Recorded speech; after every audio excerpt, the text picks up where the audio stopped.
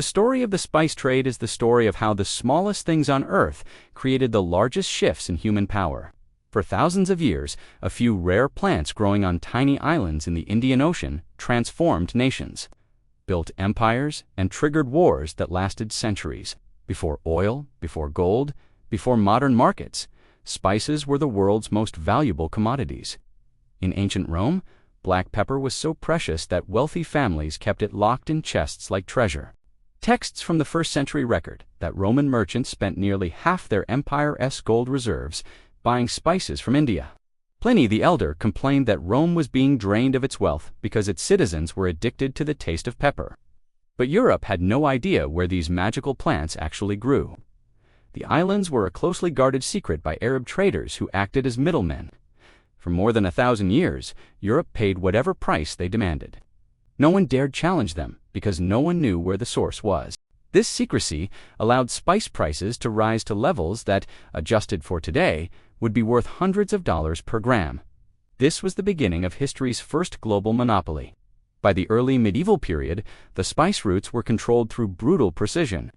Arab, Persian, and later Venetian merchants controlled nearly every stage of transportation. Arab dhows sailed from the Malabar coast of India to the Red Sea. Caravans crossed the deserts to Alexandria. Venetian ships brought the spices into Europe and set the prices for the entire continent. Venice grew rich beyond imagination. By the 1400s, the city earned nearly 80% of its revenue from the spice trade.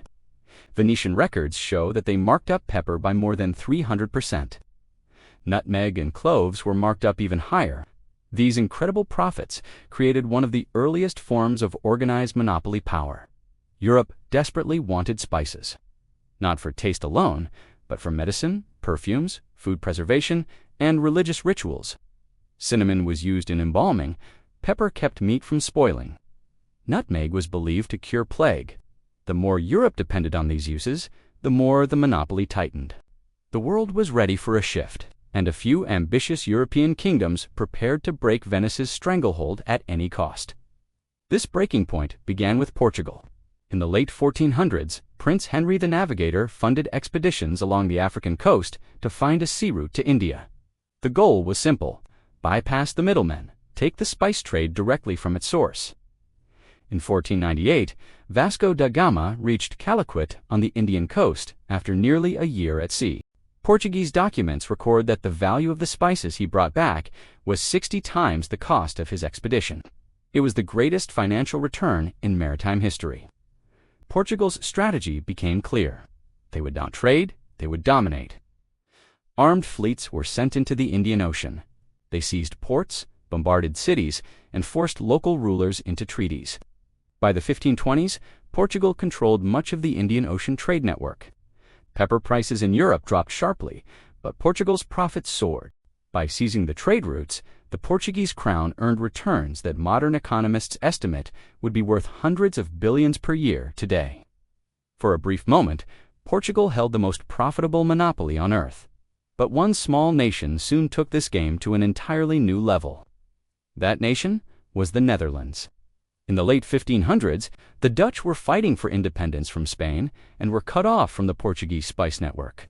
Instead of surrendering, they built their own fleets and sailed directly into the Indian Ocean. They discovered something shocking. The world's rarest spices, nutmeg, cloves, and mice grew only on a handful of islands known as the Banda and Maluku Islands in present-day Indonesia. These islands were tiny. Some were only a few kilometers wide. But they were the source of products worth more than gold, pound for pound. A single kilogram of nutmeg in Europe sold for the equivalent of a worker's annual salary. The Dutch realized that whoever controlled these islands could control global prices, and so they made a decision that would reshape world history. In 1602, they created the Dutch East India Company, known as the VOC. It was not just a company, it was the world's first multinational corporation. It could wage war, build armies, issue currency, and sign treaties. At its peak, the VOC was worth more than $7.9 trillion in today's money, making it the most valuable company in human history. It was the ultimate monopoly machine. With the power of a nation behind it, the VOC used tactics that were ruthless and efficient. Their goal was simple: total control of the spice supply. They blockaded islands, destroyed trees outside their territory, and forced local rulers into exclusive contracts. When the people of the Banda Islands refused to give the VOC monopoly, the company launched a full-scale assault in 1621. Historical records estimate that almost the entire population was killed or enslaved, and the Dutch repopulated the islands with European and Asian laborers. This horrific event allowed the VOC to fix global nutmeg prices. They limited supply by uprooting plantations and burning excess harvests. The company enforced a rule that no one else could grow nutmeg trees. Any seeds found outside Dutch territory were destroyed. If a nutmeg seedling was discovered on another island, the VOC cut it down. This strict control allowed the company to dictate global prices for decades. Europe unknowingly bought spices from a company that had engineered scarcity at a worldwide scale. This was not just a monopoly. It was a trillion-dollar cartel. The VOC's monopoly reshaped Europe's economy. Spices became a cornerstone of Dutch wealth. Amsterdam grew into the financial center of Europe. The Amsterdam Stock Exchange, founded to trade VOC shares, became the world's first formal stock market. Investors could buy fractions of voyages, creating an early model of global investment.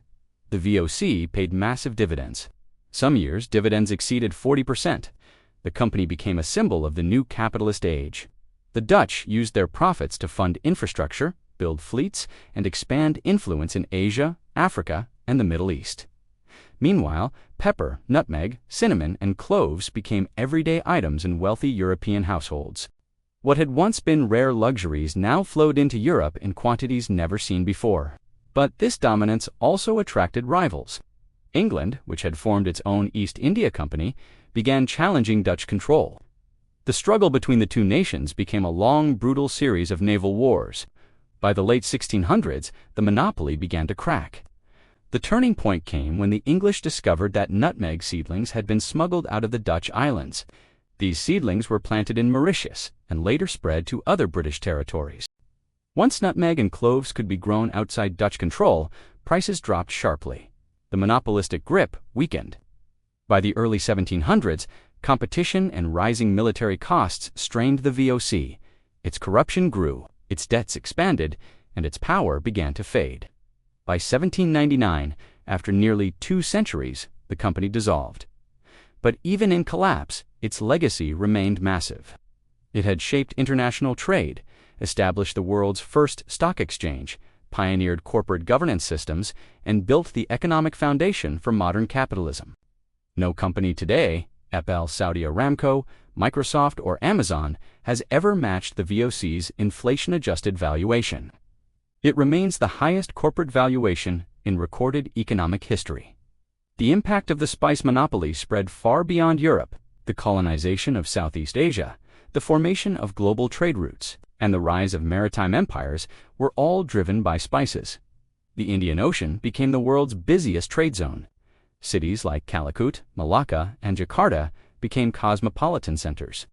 Arab traders who had once dominated the routes shifted to new commodity networks. Venice's power collapsed, Portugal's empire declined. The Dutch Golden Age emerged. The English would later use the lessons of spice monopolies to take control of tea, cotton, and opium.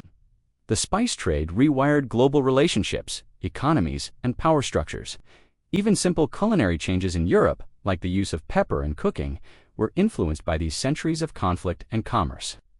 Spices even played a role in medical practices and religious ceremonies. They changed daily life in ways modern societies rarely notice. This entire transformation came from tiny plants found on remote islands, proving how small things can drive immense change. Today, the Banda and Maluku Islands no longer hold global economic power. Nutmeg and cloves are grown in many places, from Indonesia to Grenada. Their prices are no longer manipulated by empires, but the influence of the spice trade remains everywhere. It gave birth to multinational corporations, modern stock markets, globalized trade networks, and the concept of corporate monopolies.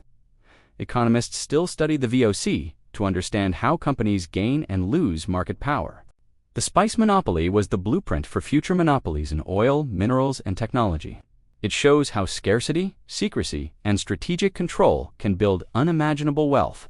It also serves as a warning about the consequences of concentrated power. The spice trade created prosperity for some, but devastation for others. Its history is a reminder that global wealth often comes at a cost paid by unseen hands. Thank you for watching this deep dive into how the spice trade built the world's first trillion-dollar monopoly and shaped the foundations of today's global economy. If you found this history fascinating, make sure to like the video, share it with others who love financial history, and subscribe to Retro Finance Files for more hidden stories that shaped the world. Your support helps us continue bringing well-researched, powerful narratives from history's most important financial events. Until next time, stay curious, stay informed, and keep exploring the past to understand the future.